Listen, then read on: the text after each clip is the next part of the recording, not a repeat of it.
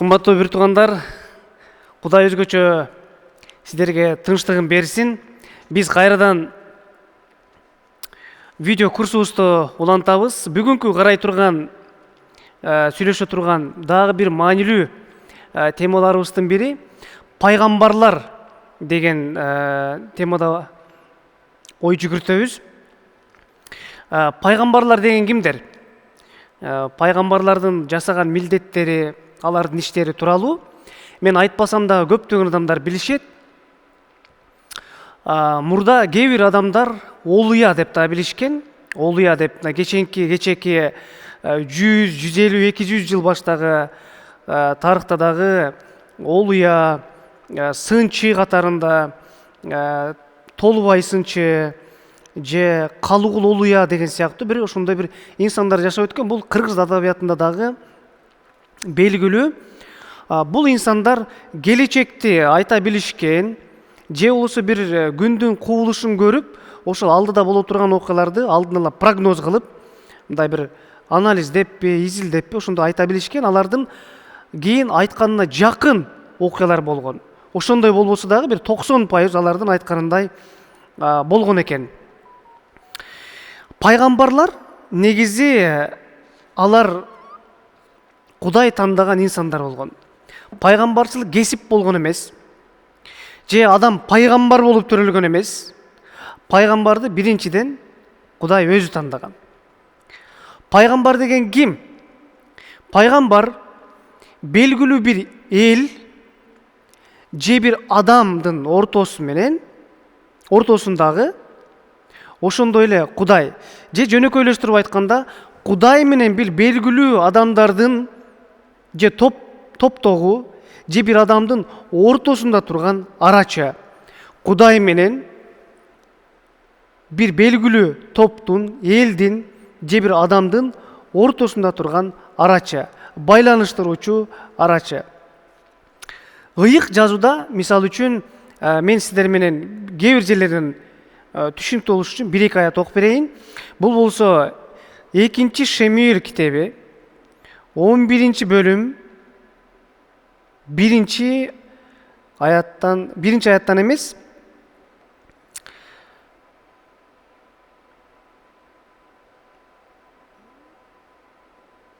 түшүнүктүү болуш үчүн мен мындан окуп берейин. 12 бөлүм. Ошол эле 2 Шемуил 12 бөлүм 1 аяттан ылдый. Теңир Натанды дөөткө жиберди, алага келип мындай деди: бир шаарда 2 адам болуптур, бири бай, бири кедей экен. Бай адамдын абдан көп майда жандыктар, бодо малы бар экен. Ал эми кедейдин сатып алган козусунан башка эч нерсеси жок эле. Ал аны багып, балдары менен бирге чоңойткон. Ал эмне жесе козу да ошондон жеп, анын чөйчөгүнөн ичип, койнуна жатып, кызындай болуп калган. Бай адамдыкына бир жолоочу келет, ал өзүнүкүнө келген жолоочудан өз койлору менен өгүздөрүн аяп, кедейдин козусун алып келген кишиге бышырып берет. Дөөт ошол адамга абдан кыжырданып, Натанга мындай деди: теңир тирүү, муну кылган адам өлүмгө татыктуу. Ал бул кылган үчүн, таш боордук үчүн козунун ордун 4 эсе төлөп берсин. Ошондо Натан дөөткө мындай деди: ошол киши сенсиң. Ысрайылдын Кудай Теңири мындай дейт, деп андан кийин бир нече сөздөрдү айтат. Эмне үчүн мен бул окуяны айттым? Дөөт менен Кудай Теңирдин ортосунда жакшы байланыш бар болчу.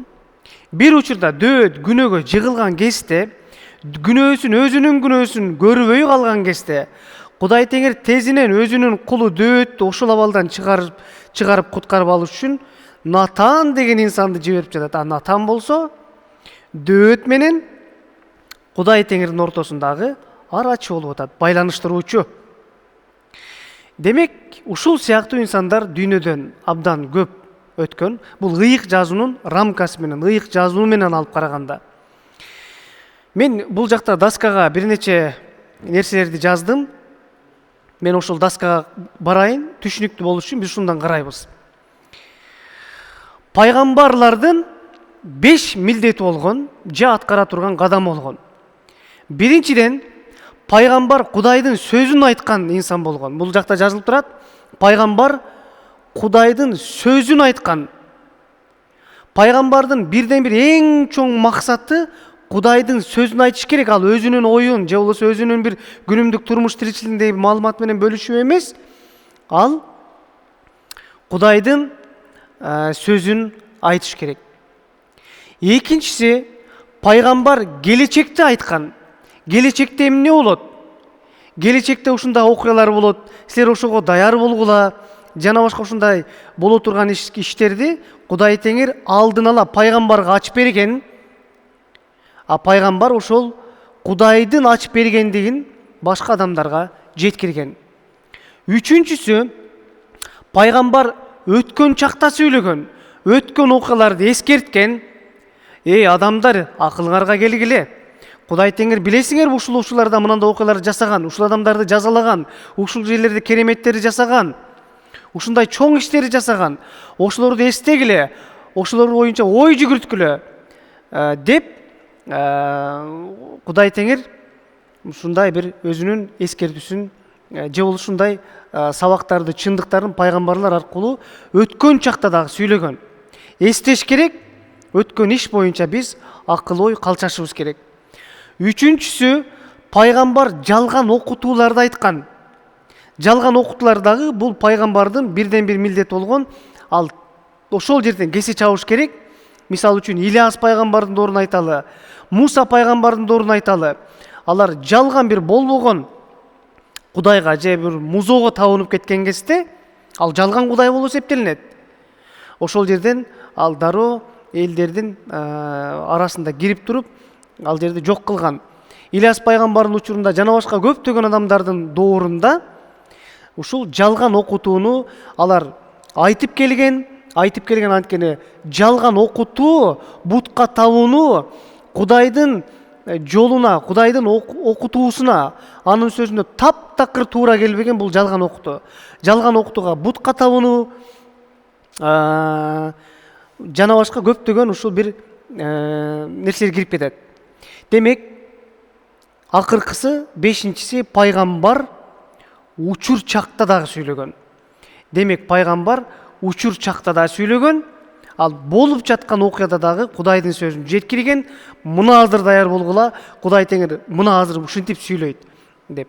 Демек, пайгамбарлар, эгерде бир аз маалымат берсем, биринчиден пайгамбарларды Кудай өзү койгон, Кудай өзү шайлаган. Пайгамбар эч качан добушка ээ болуп, анан шайланган эмес.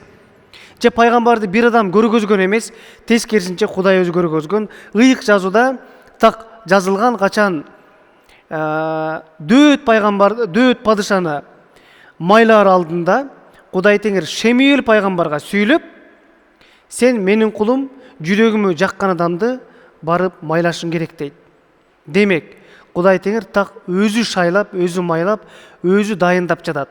Пайгамбардын милдеттерин айттык. Бул биринчиден Кудайдын сөзүн айтат.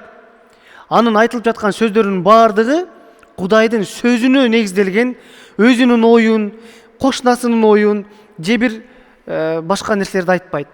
Ал Кудайдын сөзү менен чектелет.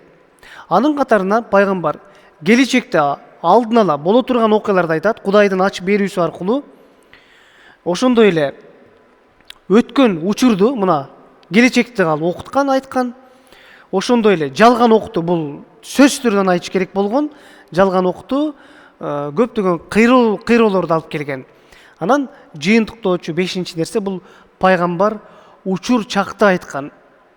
Пайгамбарлар кимдер болгон? Муса пайгамбар болгон, Ибрайым пайгамбар болгон, Жакып пайгамбар болгон, Жусуп пайгамбар, Муса пайгамбар, Ишая пайгамбар, Жеремия пайгамбар, Дөөт пайгамбар.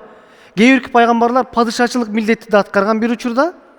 Ошол эле учурда кээ бирки пайгамбарлар болуп, так ошол атка аталышкан.